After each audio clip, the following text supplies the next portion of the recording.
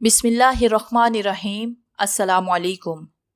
हमारे चैनल कहानी hub official में खुशामदीद।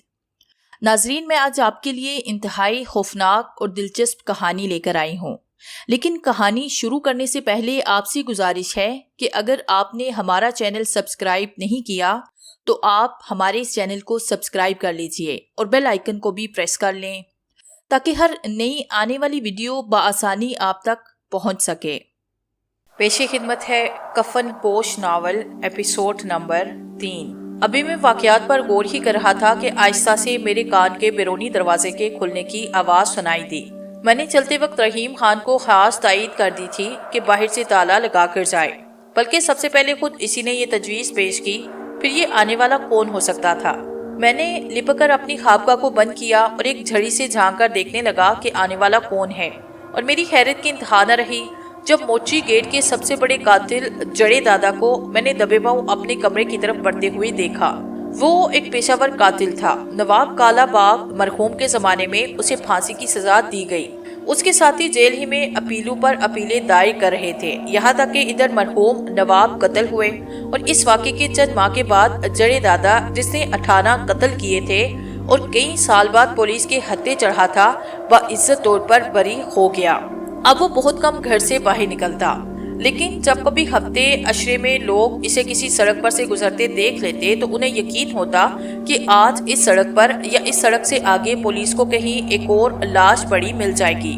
कातिल और वजह कत्ल दोनों का कभी पता न चलता। मैंने जड़े दादा को कभी इतने करीब से नहीं देखा। उसके हाथ गैर मामूली तौर पर लंबे थे। उम्र 30 के साल लगभग थी। चेहरा माजी के जख्मों से मसे हो गया था। वो आहिस्ता आहिस्ता एक शहाना वकार से मेरी खाबगाह की तरफ बढ़ा। ऐसे महसूस होता जैसे ना उसे किसी कानून का डर है और ना वो किसी शय से खौफजदा होना चाहता है। उसकी चाल बता रही थी कि वो मेरे पास नहीं बल्कि अपने मकसद की जानिब बढ़ रहा है। अच्छा जड़े उस्ताद, मैंने दिल में सोचा, तुम लाख किराए के कातिल सही, और ये भी बचा है कि इस वक्त मुझे पुलिस ने दोहरे कत्ल के इल्जाम में माखूज किया हुआ है। मगर जब इल्जाम ही आयद करना ठहरा तो ये तीसरा इल्जाम भी मैं अपने ऊपर लेता हूँ। ये सोचते हुए मैंने अपनी कलाई को महसूस अंदाज में झटका और मेरा हंजर नायाब से निकलकर बाहर आया। और जैसे ही जड़े दादा दरवाजे के करीब आया, मैंने धर्म से दरवाजा उसके मुंह पे खोल दिया। मैं समझता हूँ सिर्फ 5 इंच का फासला रह गया होगा, वरना कवाड़ का एक पट ही उसके जबड़े का कीमा बना के रख देता। जड़े को शायद उम्मीद न थी। खौफजदा होकर वो पीछे को उछला और इसी दौरान में मैं उछलकर उसकी भैंसे जैसी गर्दन पर अपने दाएं हाथ का तिरछा वार मार चुका था। जड़े दादा चंद सेकंड तो अपनी जगह पर खड़ा इस तरह डोलता रहा जैसे खुद को संभालने की कोशिश कर रहा हो, लेकिन मेरी दूसरी ज़रब ने उसे जमीन चाटने पे मजबूर किया। मैंने करीबान से पकड़कर उसे दीवार के सहारे बैठने पर मजबूर किया। वो गर्दन की नसें मुड़ने पर एक ज़िबा होते बैल की तरह टकरा रहा था। मैंने उसके कान के नजदीक सरगोशी के लहजे में कहा, जड़े दादा, बच्चे की तरह शोर मचाने से कोई फायदा ना होगा। मैं चाहूँ तो इसी वक्त तुम्हें हमेशा के लिए खामोश कर दूं, लेकिन मर्दों की तरह अगर थोड़ी सी मर्दानगी भी तुम्हें बाकी है तो सिर्फ इतना बता दो कि मेरे कत्ल पर तुम्हें किसने मामूल किया। जड़े दादा को सूरत-ए-हाल की नजाकत का पूरी तरह अंदाजा हो चुका था, क्योंकि मेरा खंजर अब उसके नरहे पर रखा हुआ था और खुद भी जानता था कि इस वक्त इसकी मौत और जिंदगी के दरमियान सिर्फ एक जरा सा दबाव का फासला है, और ये दबाव मैं उस पर किसी वक्त भी डाल सकता था। मौत का खौफ दूसरी तकलीफों को यूं भी कम कर देता है। जड़ी दादा ने लाहौर की एक बड़ी शख्सियत मियाँ साहिब का नाम लिया, जो इत्तेफाक से हमारे कॉलेज के सरपरस्त भी थे और उन्हीं की सरपरस्ती में कॉलेज गुंडागर्दी का अड्डा बना था। जड़ी दादा ने बताया कि जब से उनके 2 साथियों को तुमने हलाक करने की कोशिश की, उनकी ख्वाहिश है कि तुम पर कानून का हाथ पड़ने से पहले तुम्हारा जिस्म कई टुकड़ों में तकसीम करके उनके सामने पेश किया जाए। तो उनके दस्तरखान के लिए मेरे जिस्म का कौन सा हिस्सा पसंद आया? ये कहते हुए मैंने उंगली के एक झटके से उसकी एक निकालकर उसके हाथ पे रखी। इससे पहले कि मेरी उंगली उसकी दूसरी आंख की तरफ उठती, वो चीख पड़ा, बस करो सिकंदर, खुदा के लिए बस करो। मैं वादा करता हूँ कि अगर इस वक्त तुमने मुझे माफ कर दिया तो 1 घंटे में उस शख्स की दोनों आंखें तुम्हें लाकर दे दूंगा। काने जड़े दादा, मुझे उसकी आंखें नहीं चाहिए। मुझे बताओ कि उसने किस शराइत पर तुम जैसे किराए के कातिल की खिदमत हासिल की। उसने मुझे सिर्फ 10,000 रुपए दिए और तुम्हारे जिस्म के 4 टुकड़े मांगे। जड़ी दादा ने अपनी आंख से उबलते हुए खून पर हथेली रखते हुए कहा, लेकिन तुम्हें अब खुदा का वास्ता मुझे जाने दो। तुम इसके ड्राइंग रूम में खातों से दीवारें टटोलते हुए जाते अच्छे लगोगे। और ये कहते हुए मैंने अपनी उंगली टेढ़ी करके चिपटा मारकर اس کی دوسری آنکھ بھی نکال دی اور وہ چیخ کر وہیں بے ہوش ہو گیا۔ پھر میں نے آہستہ سے دروازہ بند کیا اور تیز قدموں سے گلیوں سے گزرتا ہوا استاد چھنگا کے اکھاڑے پہنچا، جہاں میں نے استاد کو اشرف اور گینڈے سے اپنی لڑائی اور پھر جڑے دادا کی آمد کی داستان شروع سے آخر تک سنائی۔ البتہ لڑکی کا ذکر میں جان بوجھ کر گول کر گیا۔ میں جیسے جیسے اسے حالات سناتا جا رہا تھا، استاد کا چہرہ سرخ ہوتا جا رہا تھا۔ جب آخر میں نے اسے بتایا کہ اپنے کرائے کے قاتل کی میں نے دونوں آنکھیں نکالی اور اب وہ میرے کمرے میں بے ہوش پڑا ہے، تو استاد نے اٹھ کر مجھے اپنے گلے سے لگایا۔ جیتے رہو سکندر، اس نے جذبات سے بھری ہوئی آواز میں جواب دیا۔ اس وقت تم نے اپنے استاد کی لاج رکھ لی۔ اور یہ کہتے ہوئے اس نے اپنے ہاتھ شاگرد منگو کو آواز دی، اسے حکم دیا کہ میرے گھر پر اس سنانے جڑے کا بے ہوش جسم پڑا ہے، اسے بھی اٹھا کر میاں صاحب کی کوٹھی میں ڈال آئے۔ میاں صاحب اور میرا معاملہ تو 2-4 دن میں وہ خود ہی اسے سمجھ لے گا، پر اس وقت تو پولیس سے چھٹکارا حاصل کرنا ہے۔ پھر وہ یکدم میری جانب پلٹ پڑا۔ چل سکندر، پولیس اسٹیشن چلتے ہیں، وہاں چل کر ضمانت شمانت کا انتظام کرتے ہیں، بعد میں جو کچھ ہوگا دیکھا جائے گا۔ استاد چھنگے میں ساری اچھائیاں تھی، لیکن ایک بار وہ جو کچھ طے کر لیتا تھا، پھر کسی کی زبان سے اس کی مخالفت برداشت کرنا نہیں چاہتا تھا۔ مجھے اچھی طرح پتا تھا کہ میاں صاحب کے اثر و رسوخ کی بنا پر ضمانت کا سوال تو بعد کو پیدا ہوگا۔ پولیس مفرور ملزم کی حیثیت سے مجھ سے اعتراف جرم کرانے کے لیے عدالت سے میرا جسمانی ریمانڈ پہلے ہی حاصل کر چکی ہوگی، اور مجھے اس دوران حوالات میں جس اذیت سے گزرنا پڑے گا، اس سے بھی میں بخوبی واقف تھا۔ لیکن اس وقت استاد چھانگا کی مخالفت کا مطلب یہ تھا کہ اس کے فیصلے میں کوئی منکم کرنا تھا، اور وہ ہر چیز برداشت کر سکتا تھا، مگر اپنے کسی فیصلے سے سکم اسے کبھی منظور نہ ہوا۔ منگو استاد کا حکم بجا لانے کے لیے اپنے 3-4 ساتھیوں کے ساتھ پہلے ہی اکھاڑے سے روانہ ہو چکا تھا۔ دن کے 12 بج رہے تھے۔ استاد نے جلدی اپنی پکڑ کو 2-4 پل دیے، ہاتھ میں ڈنڈا لیا اور میرا ہاتھ پکڑ کر بولا، چل سکندر، ذرا آج پولیس والوں سے بھی 2 باتیں ہو جائیں۔ اس طرف گئے ہوئے بھی کافی دن ہو گئے ہیں۔ میں گردن چکائے استاد کے ساتھ چلنے کو تیار ہو گیا۔ ہمیں جاتا دیکھ کر استاد کے 2-4 شاگردوں نے بھی جلدی کپڑے پہننا شروع کیے۔ استاد نے ایک پر نظر ڈالی اور باہر جاتے جاتے رک گیا۔ حرام خورو، تم کہاں جا رہے ہو؟ ایک کوئی اپنے سکندر کی شادی ہو رہی ہے، جس کے لیے سارے براتیوں کا جانا ضروری ہے۔ تم لوگ جب تک مٹھائی شٹائی کا انتظام کرو، میں اسے لے کر واپس آتا ہوں۔ مجھے معلوم تھا کہ پولیس اسٹیشن سے واپسی ناممکن ہے، لیکن استاد کا دل رکھنے کے لیے مجھے بھی کہنا پڑا کہ آدھے گھنٹے کی بات ہے، ہم لوگ ابھی واپس آ جائیں گے، تم سب جب تک ہمیں یہی انتظار کرو۔ اس دوران استاد کا بھڑکیلا تانگا اکھاڑے کے دروازے پہ آ کھڑا ہوا۔ استاد چھنگا نے سب سے پہلے تو گھوڑے کو چند غیر مہذب گالیاں دی، اس کی کان پر پٹھو پر 2-4 کس کے ہاتھ جمائے، پھر اگلی نشست پر بیٹھ کر بھاگے اپنے ہاتھ میں تھام لی اور مجھے اپنے برابر بٹھا کر تانگا سر پر دوڑایا۔ میں نے پوچھا، استاد، یہ کیسے معلوم ہوگا کہ ہمیں کس تھانے میں رپورٹ درج کرانا ہے؟ میری جان، ہر تھانہ برابر ہوتا ہے، کسی بھی قریبی تھانے پر اتر جائیں گے اور وہاں سے ساری معلومات مل جائیں گی۔ انارکلی کے چوراہے پر جب ہم پہنچے تو میری آنکھیں کھلی کی کھلی رہ گئی۔ وہ جنگل والا سادھو فٹ پاتھ پر بیٹھا ہمیں دیکھتے ہوئے صدا لگا رہا تھا، جہاں بھی جاؤ بھلا، پرنتو سادھو کو ایک چائے پلا۔ میں نے استاد سے منت کی کہ اگر وہ چند منٹ کے لیے تانگا روک لیں تو میں اس سادھو سے تھوڑی دیر بات کرنا چاہتا ہوں۔ ابے چمن کی اولاد، بات کیا کرتا ہے؟ یہ ہندو سادھو تیری چائے تھوڑی پیے گا۔ یہ کہہ کر انہوں نے اپنی انٹی سے 1 روپیہ نکال کر مجھے دیتے ہوئے کہا، جا یہ پیسے اسے دے آیا۔ آدمی سب برابر، کیا پتا سالے کو چائے اب تک سچ مچ نہ ملی ہو۔ میں استاد کے ہاتھ سے روپیہ لے کر سادھو کی طرف دوڑا، لیکن قریب پہنچنے سے پہلے ہی سادھو نے مجھے ڈانٹنا شروع کیا۔ کہنے لگا، بھاگ جا، ہاسپٹل بھاگ، میاں صاحب بھی وہاں موجود ہیں، تیرے خلاف ایس پی صاحب کی موجودگی میں دونوں زخمیوں سے بیان لکھوا رہے ہیں، ان سے بس اپنی شراحت کروا لینا۔ اگر انہوں نے کہہ دیا کہ اسے تو ہم نے کبھی دیکھا نہیں تو پولیس تھانے جانے کی ضرورت نہیں پڑے گی۔ میں کچھ کہنا چاہتا تھا کہ سادھو وہاں سے غائب تھا۔ اب مجھے اس کے غائب ہونے پر کوئی تعجب نہ ہوا، البتہ میری سمجھ میں یہ نہیں آ رہا تھا کہ استاد نے اگر سادھو مہاراج کو اس طرح غائب ہوتے دیکھا تو اس کا رد عمل کیا ہوگا۔ لیکن جب میں سڑک پار کر کے تانگے کے قریب آیا تو استاد چھنگا بے تحاشا کہے لگا رہا تھا، ارے سکندر، یہ کہتے ہوئے وہ اپنا پیٹ پکڑ کر ہنس رہا تھا۔ تو نے دیکھا کہ ادھر تو نے سادھو کے ہاتھ پہ روپیہ رکھا اور کس بری طرح وہ ہوٹل کی طرف بھاگا۔ میں کہتا ہوں سکندر، ایسی عادت پر لعنت، ابے گھوڑے کی اولاد، اس سے تو اس نے ایک گلاس دودھ کے پیسے مانگے ہوتے تو تیری جان کی قسم 5 پہر دودھ اپنے سامنے کھڑے اس سانٹ کو پلا دیتا، مگر وہ تو بس ایک چائے کی پیالی کا دیوانہ ہو رہا تھا۔ کہاں کم وقت نے راستہ کھوٹا کیا۔ बहरहाल आज अब मेरी जान अनारकली थाना यहाँ से ज्यादा दूर नहीं। मैंने तांगे पर बैठे हुए डरते डरते कहा, उस्ताद एक बात कहूँ, सिकंदर सिकंदर है, सिकंदर पर इतना डरते डरते बात करता है, बता क्या बात है। उस्ताद थाने चलने की बजाय अगर हम सीधा हॉस्पिटल पहुंचे तो आप इन दो बदनसीबों को एक नजर जरूर देखें जो अपनी हड्डियां पसलियां तुम्हारी दुआओं के तफील मेरे हाथ से तरवा बैठे हैं। क्या बात कही है मेरे शेर ने, उस्ताद ने हंसते हुए कहा। ये बात चमनजादे हमेशा याद रखना कि जिस किसी को भी मारो उसे दोबारा देखने जरूर जाओ। दरअसल अब मैं बूढ़ा होता जा रहा हूँ, ये बात मुझे पहले ही तुझे बता देना चाहिए थी। ये कहकर उस्ताद ने अपना तांगा मोड़ा, लेकिन तांगा मोड़कर वो जैसे किसी गहरी सोच में डूबा। मुझे डर था कि कहीं उस्ताद अपनी राय बदल ना दे। मैंने फिर डरते डरते पूछा, उस्ताद किस सोच में पड़ गए? अभी शैतान लाहौर में तो हजारों हॉस्पिटल हैं, हम उन दोनों को कहाँ तक तलाश करते फिरेंगे। अभी उस्ताद छंगा अपनी पेशानी पर हाथ रख के सोच रहा था कि किस हॉस्पिटल का रुख किया जाए। इतने में एक पुलिस इंस्पेक्टर दो सिपाहियों के साथ तांगे के करीब से गुजरा। मैंने लाख कोशिश की कि वो लोग मेरा चेहरा न देखे, लेकिन इंस्पेक्टर मुझे अच्छी तरह जानता था। उसने करीब आकर कहा, सिकंदर साहिब तांगे से नीचे उतर आइए, सुबह से पूरे शहर की पुलिस आपकी तलाश में है। किस जुर्म में? उस्ताद ने नरमी से पूछा। इंस्पेक्टर उस्ताद छंगा से अच्छी तरह वाकिफ था।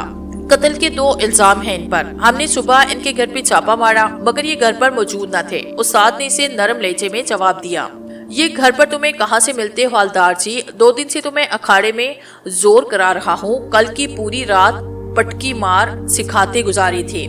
अब इसे माजे की दुकान पर दूध जलेबी का नाश्ता कराने ले जा रहा हूँ। इंस्पेक्टर हैरानी से उस्ताद का मुंह देख रहा था, लेकिन उस्ताद ने उसी नरम लहजे में दूसरा सवाल दाग दिया, ये तुम्हारे 2 कत्ल रात किस वक्त हुए जमींदार जी? मगरिब की कुछ बाद, शायद रात 8 बजे का वक्त होगा। रात में इन्होंने सिकंदर को पहचाना किस तरह? क्या वहाँ बिजली के खंडे जा रहे थे? ये सवाल तो अदालत में पूछा जा सकता है। इंस्पेक्टर ने कदरे घबराहट से जवाब दिया, लेकिन जमींदार जी हमारा नाम उस्ताद जंगा है और हमारे शहर में हजारों शागिर्द हैं। वो सब ये गवाही देंगे कि उस वक्त सिकंदर हमारे अखाड़े में मौजूद था। वैसे क्या वो जख्मी सिकंदर को पहले से जानते हैं? उनका तो कहना यही है कि सिकंदर साहिब इनके कॉलेज के साथी हैं और किसी बात पर पहले से इनके साथ दुश्मनी चल रही थी। इस दौरान एक और जीप पुलिस वालों की वहां पहुंची और इससे पहले कि उस्ताद इन पर अपना कोई और दाव चलाता, उन्होंने जबरदस्ती मुझे तांगे से उठाकर अपनी जीप में डाला और इंस्पेक्टर वही तांगे के पास खड़ा उस्ताद से उलझता रहा। वक्त वक्त की बात होती है, अगर वहाँ रुकने की बजाय साधु की हिदायत के मुताबिक हम फौरन हॉस्पिटल रवाना हो जाते तो शायद सूरत हाल कुछ बदली होती, लेकिन उस वक्त हम पूरे तौर पर उसके रहमो करम पर थे और हवालात पहुंचकर पुलिस ने मुझ पर कोई रहम न किया। उन्होंने तरह तरह की अजियत देकर मुझसे ये इतराफ करवा लेना चाहा कि मैं किस इरादे से अपने दोनों साथियों को रावी पार ले गया था और अपनी दास में जब मैं इन्हें कत्ल कर चुका तो बज़ाहिर इनकी लाशें झाड़ियों में छोड़कर शहर वापस आया। लेकिन मैं अपने इस बयान पर जमा रहा कि 2 दिन से मैं उस्ताद छंगा के अखाड़े में था और वहां से 1 मिनट के लिए भी कहीं बाहर न गया।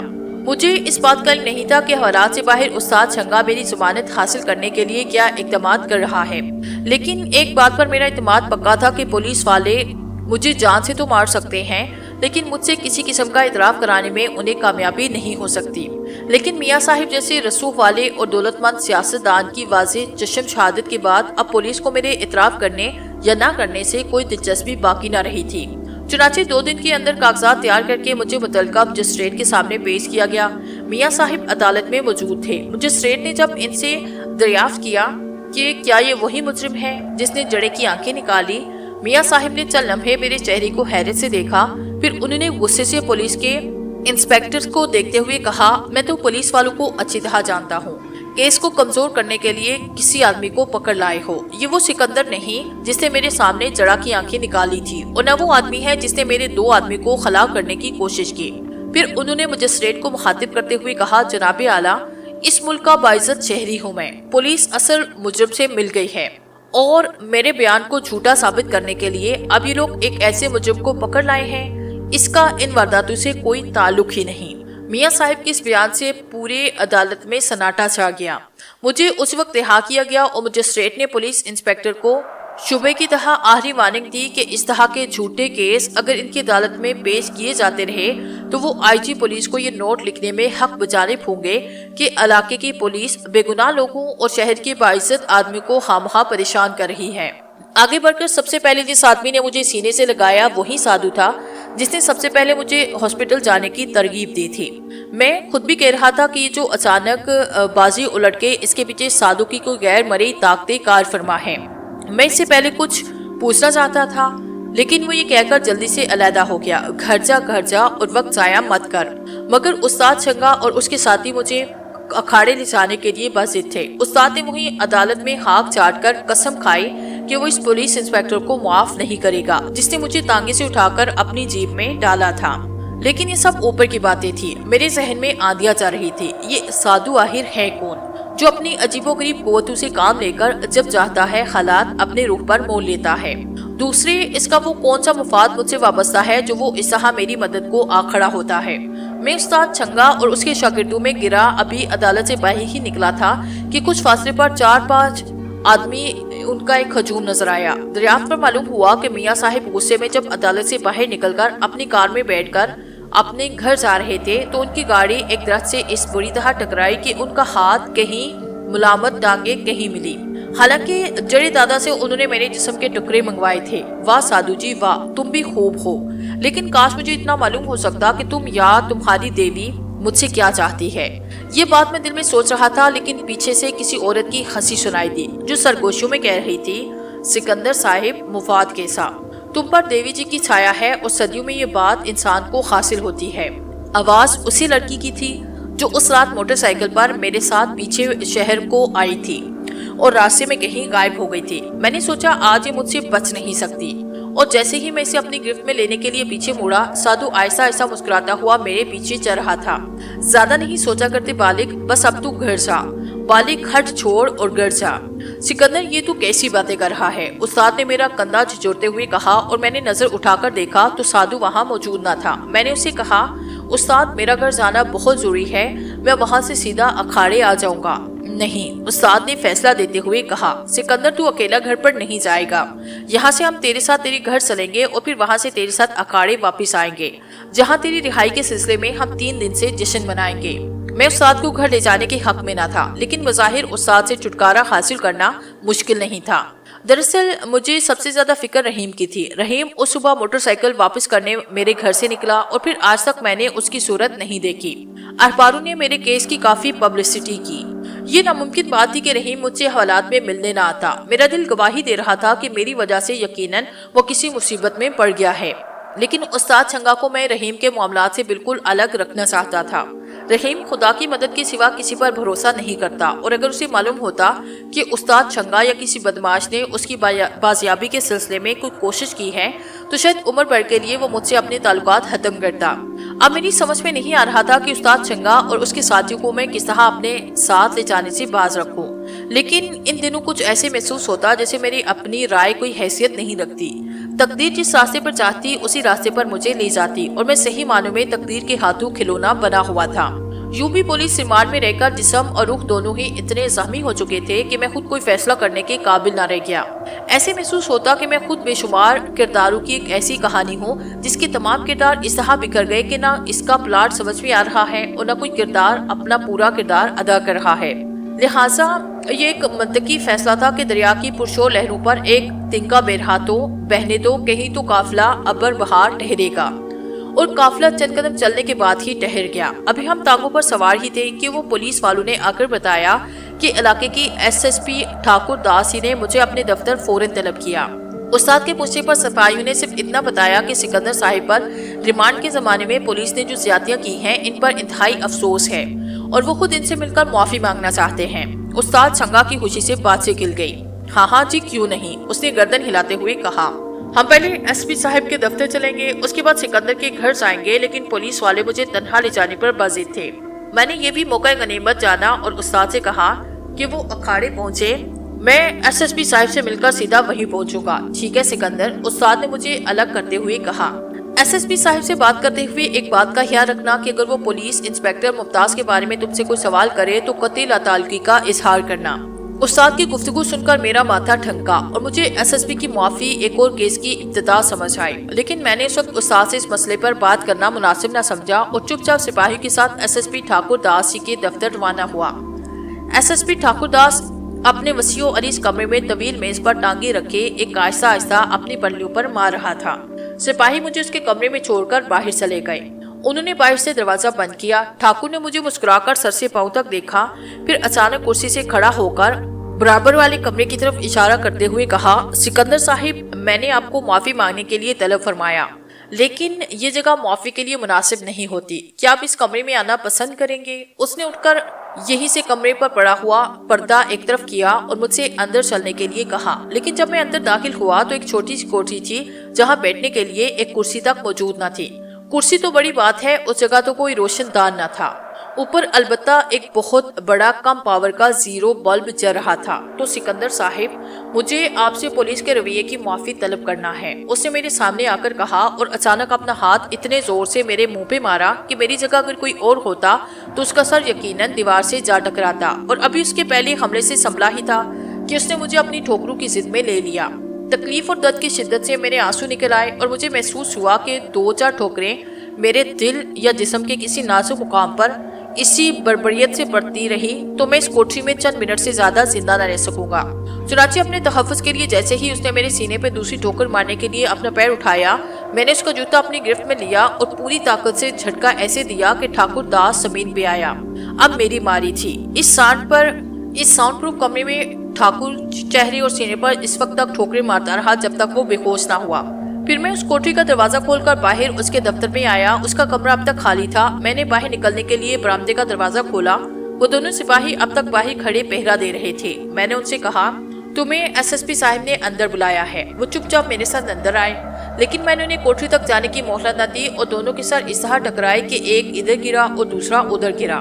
फिर मैं उन्हें टांगों से खींचते हुए उस कोठरी में ले गया जहाँ ठाकुर दास जी बेहोश पड़े थे और उनकी साफ सुथराई मैंने की थी। मैंने दोनों सिपाहियों को ठाकुर के बदन पे डाला, इत्मीनान से कोठरी का दरवाजा बंद करके पर्दा बराबर किया। ठाकुर के ऑफिस में बेसन पर पहुंचकर मैंने हाथ मुंह धोया। अपने चेहरे के जख्म इस तरह साफ किए जैसे जख्म थे ही नहीं। हकीकत ये है कि अब तक जो कुछ मुझ पर बीती उस पर खुद मुझे यकीन नहीं था। तकदीर और हालात आदमी की जिंदगी में बड़ा किरदार अदा करते हैं, लेकिन अब ऐसे भी क्या तकदीर के अनजाने लोग मेरे दोस्त और दुश्मन बन गए। इन वाकयात की इब्तिदा और इसकी इतला जब हुई कि रहीम को कॉलेज के गुंडों ने अगवा किया, लेकिन वो पूरा ड्रामा शराब या ख्वाब निकला। जब कई दिन बाद इस शराब या ख्वाब की तलाश में जाए वारदात पर पहुंचा तो ऐसे लगा जैसे मैं ख्वाब और हकीकत के दरमियान कहीं फंस के रह गया हूँ। वो लड़की एक ख्वाब थी जो मेरी मोटरसाइकिल पर बैठी थी, लेकिन मेरे जिस्म के जख्म हकीकी थे जिनसे मुझे दर्द उठ रहा था। साधु एक शराब था, लेकिन पुलिस रिमांड के भयानक दिन लर्जा है साधु के मुलाजिम मेरे पूरे वजूद पर दर्द की लहरों की शक्ल मौजूद थे और मैं अब बज़ाहिर एक ड्रॉप सीन करके आया था। रहीम गायब था और थोड़ी देर में पुलिस एक बार फिर एसएसपी साहब के सिलसिले में मेरे घर का मुहासरा करने वाली थी, क्योंकि इससे मिलने वाला आखिरी आदमी मैं ही था। जब भी ठाकुर को होश आया, उसकी एक ही गवाही मुझे 8 साल के लिए जेल भेजने के लिए काफी थी। मैं तकिए पर सर के दोनों हाथ फैलाए बेसुध बिस्तर पर पड़ा था और अंदर से इस हद तक टूट चुका था कि जी चाहने के बावजूद रहीम के घर जाकर असल सूरत-ए-हाल मालूम करने की हिम्मत न पड़ रही थी। ना उम्मीदी और थकन से मेरी आंखें रफ्ता रफ्ता बंद होने लगी, लेकिन सीधे हाथ पर एक बोझ सा था। सोचा पिछले चंद दिनों से रूई की तरह दहकना लग जाऊंगा और एक हाथ में क्या पूरा जिस्म ही रूह पर एक बोझ महसूस हो रहा है। लेकिन नहीं, मेरे हाथ पर कोई हल्की फुल्की चीज बैठी थी जिसके वजूद की गर्मी में मैं अपने ठंडे एसाबी हाथ पर महसूस कर सकता था। सांप, दफतन मेरे जहन में ख्याल आया। मैंने तेजी से उठकर हाथ झटका। उसी वक्त एक खनकती हुई खसी की आवाज मुझे सुनाई दी, मुझसे यूं दामन न छुड़ा सकोगे सरकार। और फिर मैं अपनी आंखों का एतबार खो बैठा।